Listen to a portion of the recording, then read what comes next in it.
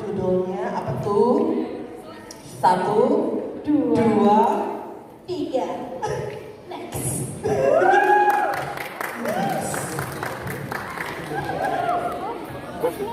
Berangkat dari prediksi keadaan manusia di masa depan 100 tahun dari sekarang, tepatnya di tahun 2122, yang memberi gambaran tersisanya satu manusia terakhir di muka bumi. Dengan para praktik kecerdasan buatan ciptaan hingga menghaluskan manusia terakhir, mengubah 90% perangkat kecerdasan buatan menjadi manusia seutuhnya, walau tak akan sesempurna manusia asal. Hal ini dilakukan untuk mempertahankan kehidupan di muka bumi, walau akhirnya ras manusia akan tetap punah. Hal ini memberi makna bahwa secerdas apapun manusia tetap tidak akan memberi Tuhan keabadian.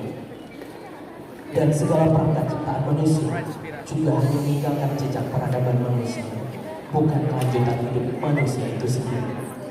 Lantas, bagaimana manusia selanjutnya? Koreografer Sauzan Tahira, penata musik Heavyweights Entertainment, and Direct Studio, penari Fahmi Nuryanda Akbar, Alvita Eva Yolanda, Afifah Fitriarani, Lestari Damayanti, Rida Hayatul Deski, Safira Ahmad. Hadirin sekalian, inilah pertunjukan Next.